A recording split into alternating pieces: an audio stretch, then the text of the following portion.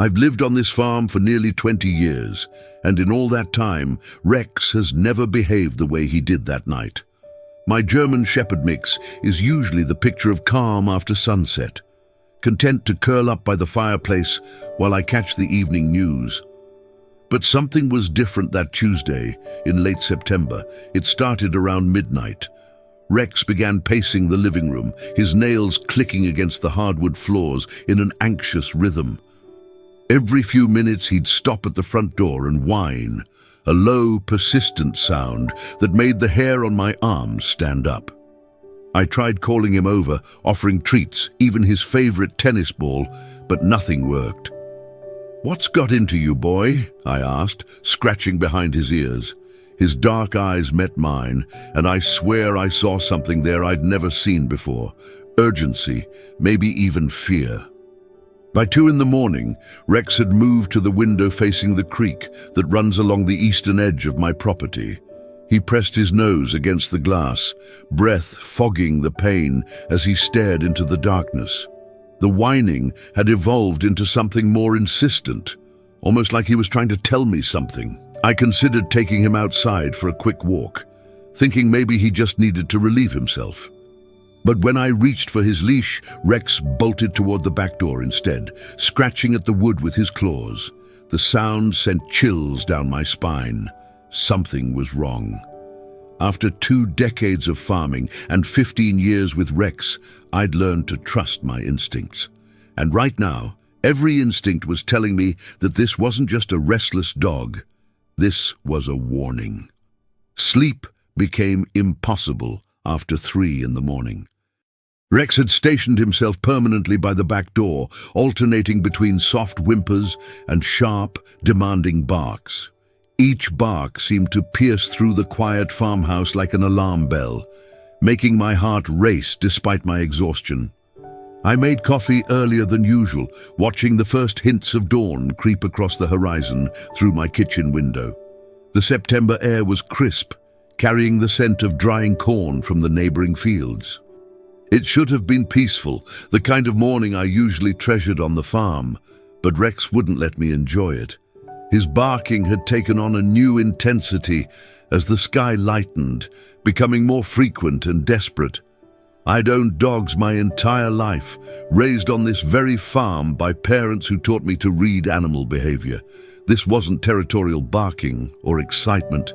This was distress. "All right, Rex," I finally said, setting down my coffee mug. "Show me what's got you so worked up."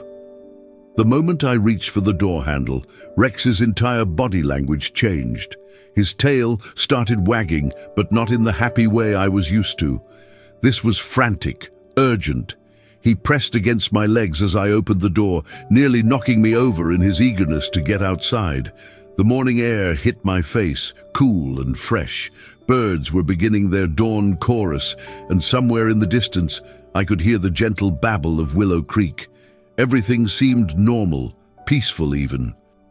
But Rex was already racing toward the creek, stopping every few yards to look back at me, making sure I was following. His message was clear: come with me, and come now. Rex bounded ahead through the tall grass, his black and tan coat disappearing and reappearing as he navigated the familiar terrain. I followed more slowly, my boots heavy with morning dew, trying to make sense of his behavior. The creek was about a quarter-mile from the house, winding through a section of my property I rarely visited, except during hunting season. As we walked, I noticed Rex's pattern. He'd run ahead about 50 feet, then stop and bark twice, always twice, before looking back to ensure I was still following. It was methodical, almost like he was leading me somewhere specific, rather than just wanting a morning walk. The path to the creek wasn't well maintained. Brambles caught at my jacket, and I had to step carefully around groundhog holes and fallen branches, but Rex navigated it all with purpose, never hesitating, never deviating from his chosen route. About halfway there, I started hearing it, the sound that had probably been driving Rex crazy all night. It was faint at first, almost lost in the morning breeze, but unmistakably human. Crying. Weak, exhausted crying that seemed to come from the direction of the creek. My pace quickened. Rex noticed immediately and picked up his own speed, his barks becoming more urgent. Whatever was happening down by the water, my dog had been trying to tell me about it for hours. The crying grew clearer as we approached the creek bank. It was a child's voice, thin and scared, calling out words I couldn't quite make out. My heart started pounding as I realized Rex had been right to be worried.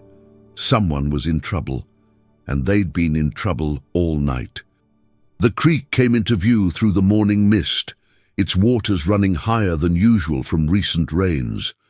Rex was already at the bank, barking frantically at something in the water about 20 feet downstream.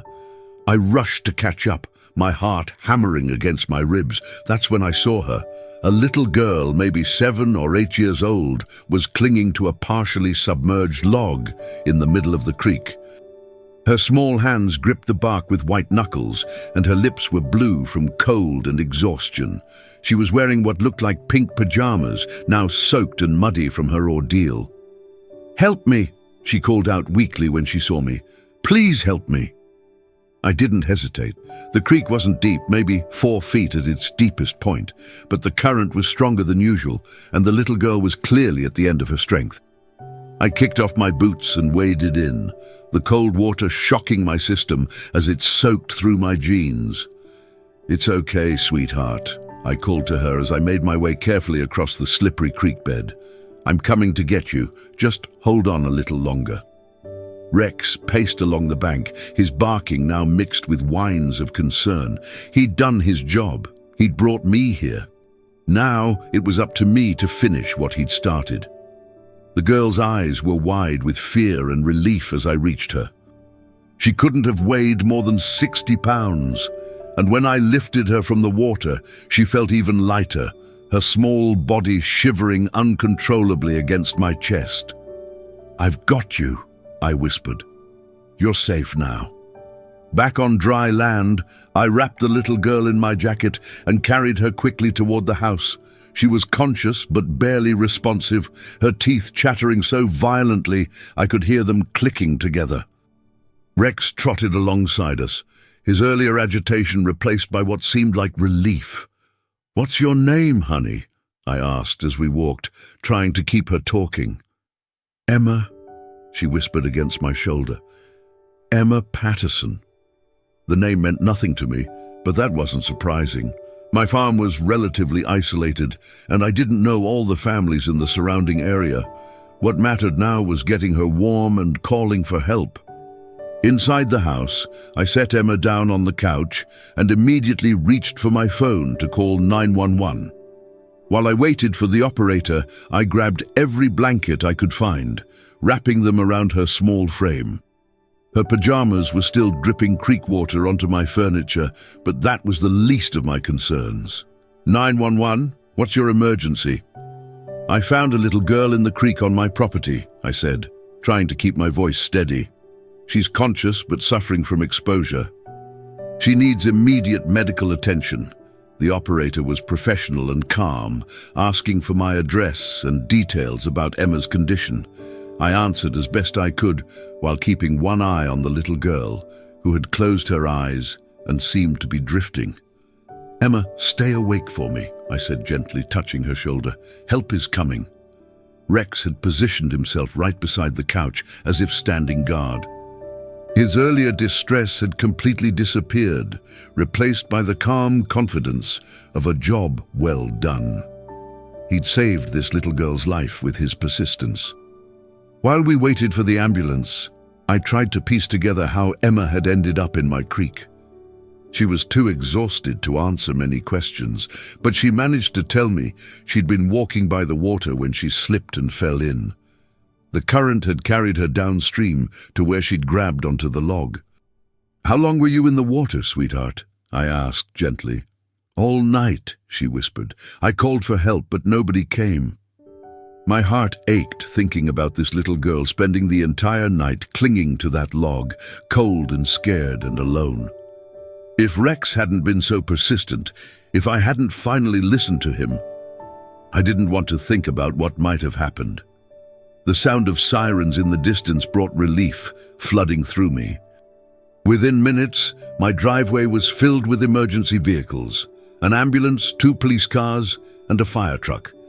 The paramedics took over Emma's care immediately, checking her vital signs and preparing her for transport to the hospital. "You did good," one of the EMTs told me as they loaded Emma onto a stretcher. "Hypothermia can be deadly, especially for kids. You probably saved her life." But I knew the truth. Rex had saved her life. I'd just been the hands he needed to pull her from the water. As the ambulance pulled away, one of the police officers approached me for a statement. Officer Martinez was a woman about my age, with kind eyes and a professional demeanor that put me at ease. "Can you tell me exactly what happened?" she asked, pulling out a notepad. I explained about Rex's behavior, the sleepless night, and finding Emma in the creek. Officer Martinez listened carefully, occasionally asking clarifying questions. Officer Martinez spent the next hour taking detailed notes about the rescue and examining the creek bank where I'd found Emma. She was particularly interested in Rex's behavior, asking me to describe exactly how he'd acted throughout the night. "Animals often sense things we miss," she said, scratching Rex behind the ears. "He's a hero." While she worked, I learned more about the situation. Emma Patterson lived about 2 miles away with her grandmother, who had reported her missing around midnight when she discovered the little girl wasn't in her bed. Search teams had been looking for her all night, but they'd been focusing on the woods behind her grandmother's house. "No one thought to check the creek this far downstream," Officer Martinez explained. "The current must have carried her much farther than anyone expected." I felt a chill thinking about how easily Emma could have been missed entirely. If Rex hadn't been so insistent, if I'd ignored his warnings and gone back to sleep, the search teams might never have found her in time. The officer took photos of the log where Emma had been trapped, noting how the recent rains had raised the water level and strengthened the current. It painted a picture of a little girl who had somehow ended up in the water, whether by accident or misadventure, and been swept downstream in the darkness. "We'll need to interview Emma once she's feeling better," Officer Martinez said. "But right now, the important thing is that she's safe, thanks to you and Rex." As the emergency vehicles departed, leaving my farm quiet once again, I realized how dramatically my morning had changed. I'd woken up tired and confused by my dog's behavior. Now I was part of a rescue story that would probably make the local news. Later that afternoon, I decided to visit Emma at the county hospital. I wasn't sure if it was appropriate, but I felt a connection to the little girl I'd pulled from the creek. Rex seemed to sense where we were going. He perked up immediately when I reached for my truck keys. The hospital staff was accommodating when I explained who I was. Emma was in stable condition, they told me, being treated for mild hypothermia and exhaustion. Her grandmother was with her, and they were both eager to meet the man who had found her. Mrs. Patterson was a woman in her 70s, with silver hair and eyes red from crying. The moment she saw me, she stood up from her chair beside Emma's bed and wrapped me in a fierce hug. "Thank you," she whispered. "Thank you for bringing my granddaughter home." Emma looked much better cleaned up and in a warm hospital gown. Her color had returned, and though she was still tired, her eyes were bright and alert. When she saw Rex peeking around the doorway, her face lit up with the first real smile I'd seen from her. "Is that the dog who found me?" she asked. "This is Rex," I said, bringing him closer to the bed. "He's the one who knew you needed help." Emma reached out to pet Rex's head, and he responded by gently placing his chin on the edge of her bed. It was a touching moment that brought tears to Mrs. Patterson's eyes. "I don't know how to thank you both," the older woman said. Emma is all I have left since her parents died. If something had happened to her..." She didn't need to finish the sentence. I understood completely. As Emma regained her strength, the full story of her ordeal began to emerge. She'd been staying with her grandmother for the week while recovering from a mild illness. Unable to sleep, she decided to sneak outside to look for fireflies, something her late father used to do with her. "I know I wasn't supposed to go outside alone," Emma admitted, looking ashamed, "but I missed Daddy, and he always said fireflies were like little stars that came down to visit us." She'd wandered farther from the house than intended, following the creek in search of the elusive insects. In the darkness, she'd slipped on the muddy bank and fallen into the water. The current had been stronger than it looked, immediately sweeping her downstream. "I tried to swim back," she said, "but the water kept pushing me away. Then I saw the log and grabbed it." For hours, she'd clung to that log, calling for help until her voice was hoarse. She'd seen flashlights in the distance, the search teams looking for her, but they'd been too far away to hear her weak cries. "I thought nobody would ever find me," Emma said quietly. "I was getting so tired and my hands hurt from holding on." Mrs. Patterson squeezed her granddaughter's hand. "But Rex heard you, didn't he? Even when the people couldn't." Emma nodded, looking at Rex with obvious adoration. "He saved my life," I corrected her gently. "We saved your life together. Rex knew you were in trouble, and I was just smart enough to listen to him." The doctor came in to check on Emma, pronouncing her recovery remarkable. She'd be able to go home the next day with instructions to rest and stay warm. Word of the rescue spread quickly through our small farming community. By the time I returned home from the hospital, my answering machine was full of messages from neighbors, friends, and even a reporter from the local newspaper. Everyone wanted to hear about Rex's heroic behavior and how we'd found Emma. The story made the front page of the weekly paper. "Local dog's persistence saves missing child." The article included a photo of Rex and me standing by the creek with a detailed account of the rescue. I was embarrassed by the attention, but proud of Rex's recognition.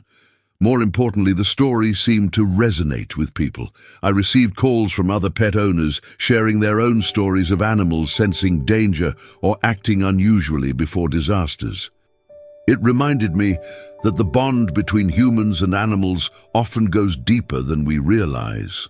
The local veterinarian, Dr. Sarah Chen, stopped by a few days later to examine Rex and declare him in perfect health. "Some dogs just have that sixth sense," she explained. "They can hear frequencies we can't, smell things we miss, and sense emotional distress from remarkable distances." She theorized that Rex had probably been hearing Emma's cries for help long before I was aware of them, which explained his agitation throughout the night.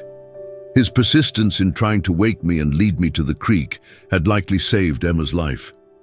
"You should be proud of him," Dr. Chen said, giving Rex a thorough ear scratch, "and proud of yourself for listening to him." The fire chief also visited, bringing a special commendation for Rex and discussing the importance of trusting our instincts, both human and animal, in emergency situations. Emma and her grandmother became regular visitors to the farm over the following weeks. What started as thank you visits evolved into a genuine friendship that enriched all our lives. Emma was fascinated by farm life, having grown up in town, and Rex appointed himself her personal guardian whenever she visited. Mrs.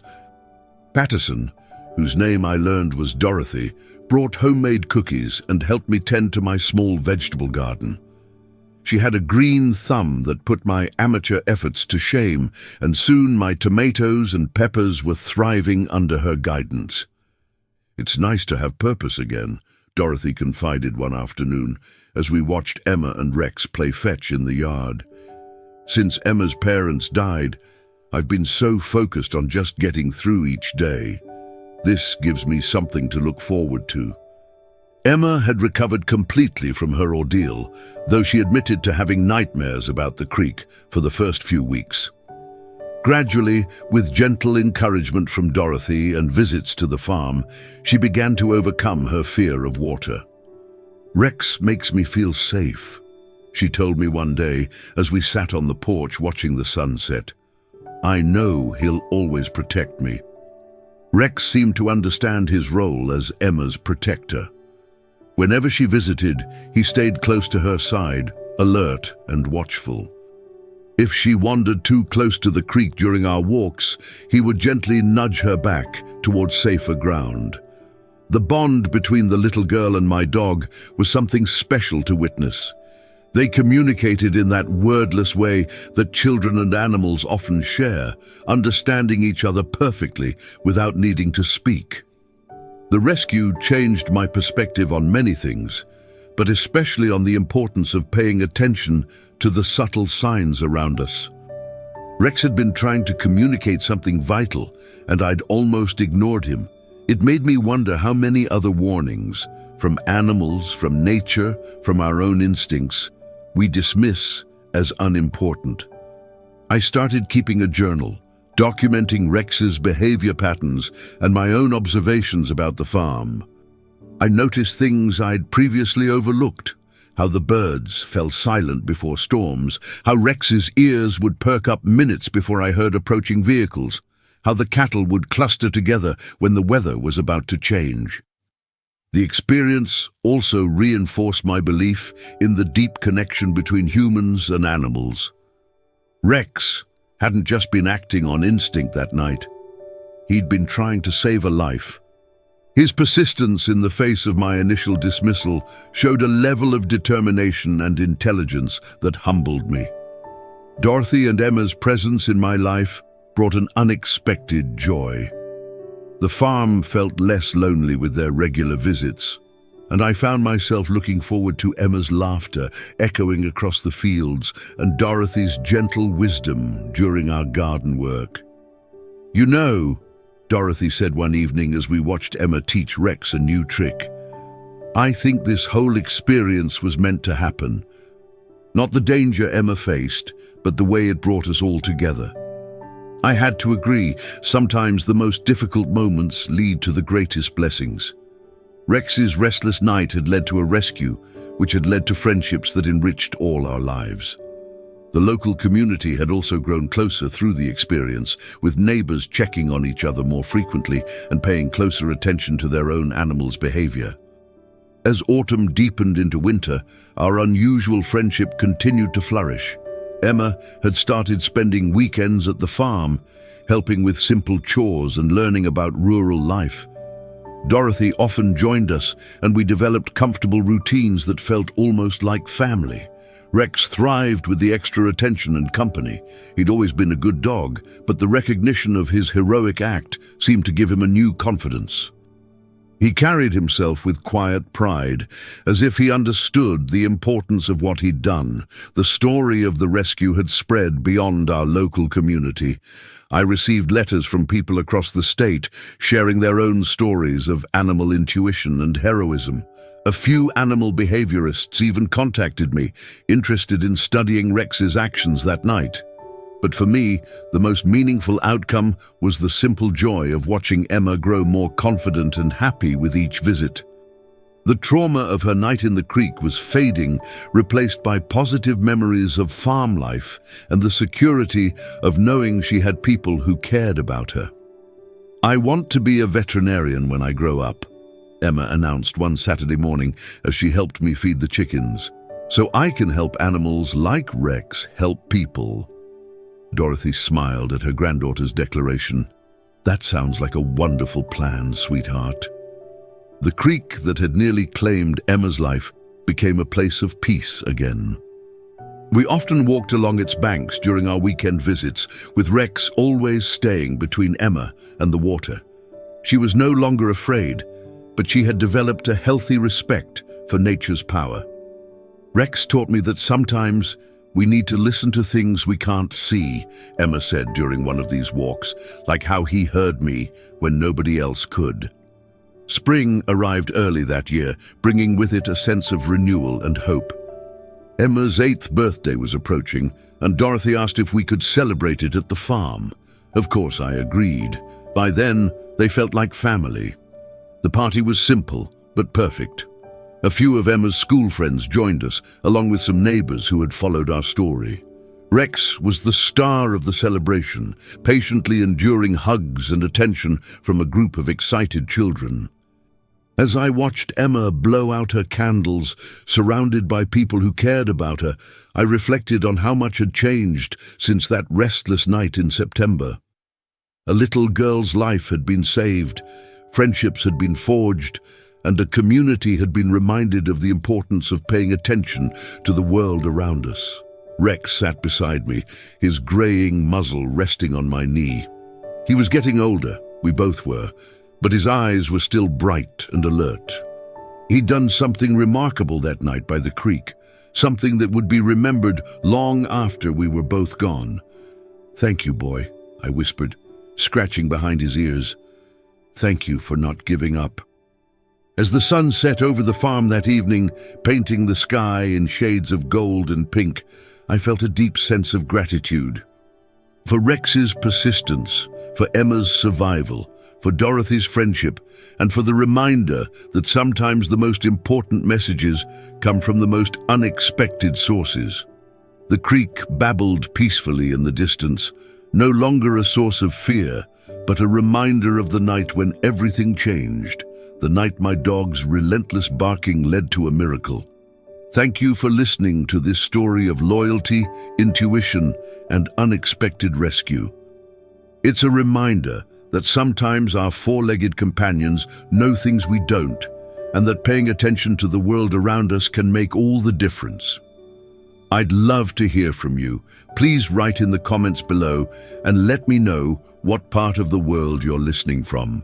Your stories and experiences mean so much to me, and if you enjoyed this tale, please consider subscribing to the channel for more true stories that celebrate the incredible bond between humans and animals.